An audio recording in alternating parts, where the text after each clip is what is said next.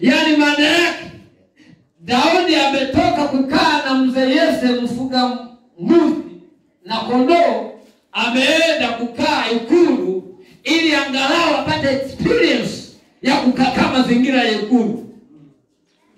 Umeelewa? Amen. Yaani kumbe bado Mungu anamtengenezea mazingira, anamwandaa. Alipofika pale hakumwambia wewe mfalme, unajua mimi tayari ndo tariski kiti chako. Hakumwambia maneno. Hakumwambia unajua mfalme wewe utatoka hapa nitakuwa mimi Mungu ameshanipa. Hakumwambia maneno. Kwani kumwambia hayo hekima ya Roho Mtakatifu. Hasa mloporopo wengi hawana hekima. Hata kama Mungu amekufunulia, hata kama Mungu amekwambia na uropoke. Sio kwambia tu amekwambia lakini anakuambia uropoke, wewe uropoke. Tulia. Tumeelewa na wana Mungu. Tulia. Mamlaka ya Mungu ina kanuni zake katika kufanya kazi. Haleluya, haleluya.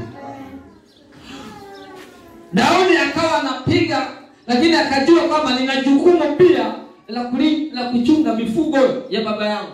Akaambia mfalme, nitakaa kwako, nitakupigia zeze, nitakupigia kinanda, utaburudika, lakini nitaendelea kwenda kumsaidia baba yangu kuchunga nini? Mifugo.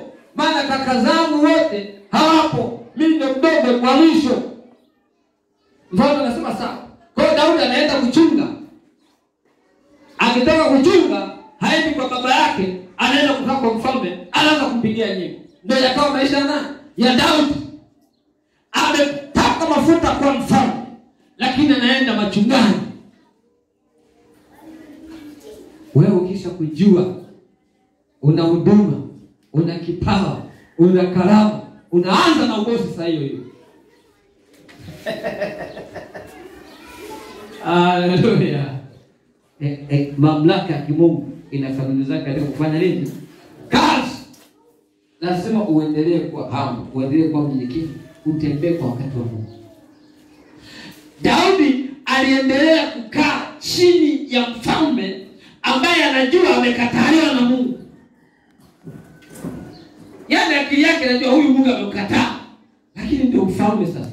Na anaendelea kunyenyekea, anaendelea kumsikiliza. Wewe unaweza hili? Unajua kabisa wewe baba yangu hata kitu hata kumshamkataa. Hata kisema tunaanza salau hapa. Wewe umeshamkataa. Niambie ujinga wako wewe. Na kwambia wewe kuendelea kumheshimu. Uwezi watu wa kizazi hiki hawawezi wakaendelea kunyenyekea. Sababu roho wa Mungu hayumo ndani yao. Lakini mtu mwenye roho wa Mungu mnyenyekevu na mamlaka ya Mungu inatenda kazi kupitia roho ya unyenyekevu. Amna roho ya unyenyekevu, mamlaka ya Mungu haifanye kazi. Biblia inasema Yesu alikuwa yu namna ya Mungu. Akaona kuwa sawa na Mungu sio kitu cha kushikamana nacho. Akashuka chini. Sasa wewe unakataa kupita mahali Mungu anataka upitie. Unazalau, unasema hapa mimi siwezi kufanya hiki cha huyu. Mimi siwezi kufanya kazi ndogo kama hii. Mimi siwezi hivi, mimi siwezi. Mimi watanizalau watu, watanizalau. Kwa hiyo wewe unatafuta heshima. Yaani Yesu alikubali kudharauliwa. Alikubali kuaibishwa. Wewe mnyaruko unatafuta heshima, wewe mnyaruko msije mpaka Yesu.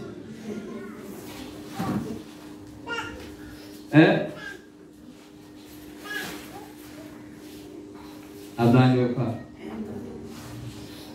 Wewe mkonongo wewe. Mkonongo unataka uwe na heshima kuliko Yesu. Kubali kushuka chini ili Mungu aweze kukuinua. Jina la Bwana libarikiwe. Jina la Bwana libarikiwe. Sikiliza. Daudi akakaa pale mpaka Mungu amtengenezee mazingira. Mungu akaamsha vita kati ya ufalme wa Daudi na jamaa fulani linaitwa Goliath. Sema Goliath. Naona kuingia kwenye ufalme kutumia mamlaka ya Mungu sio mchezo. Yaani Mungu anataka kumpeleka mahali, sio wewe unajipeleka. Yeye ndiye anafanya njia. Daudi baada anampigia kinanda mfalme na kwenda kuchunga mbuzi za babake. Halafu Mungu anaamsha vita kati ya Sauli na Goliati. Nunda linakuja linamtukana Sauli, linatukana na majeshi yake, linamtukana na Mungu wake. Halafu majeshi ya Sauli yanafyeka mkia kama mbokoko, yanaenda na jificha. Yaani likitokea tu hivi ni Goliath, wanajeshi wa Sauli wanakimbia kujificha.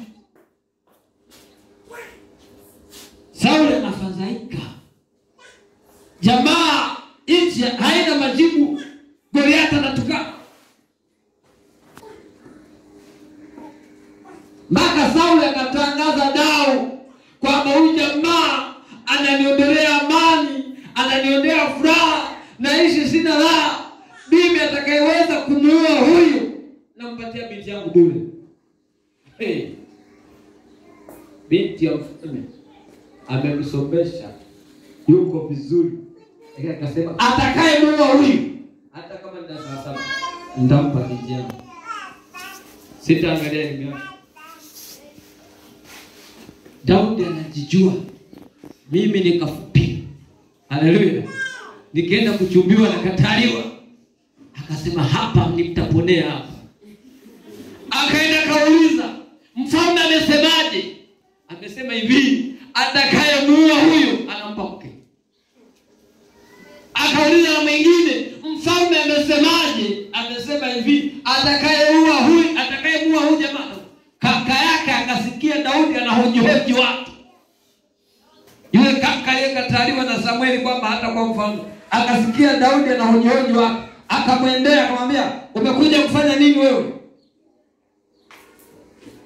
Mimi najua kiburi chako na ubaya wa moyo wako. Kumbe aliyechaguliwa na Mungu sio lazima kila mtu amuone kama ni mtu mwema. Kuna watu wengine wanaweza kuona mbaya ufai, lakini kumbe umechaguliwa na Mungu. Angalia maneno ya kaka yake. Ina maana kilichokuwa kimo ndani ya kaka yake, mitazamo yake juu ya Daudi ni kama Daudi ni mtu mbaya, ni mtu ambaye hafai. Anajua ubaya moyo wako, anajua kiburi chako, umekuja kuangalia vita wewe. Kilichokuleta hapa ni umbea wa kuangalia masuala ya vita.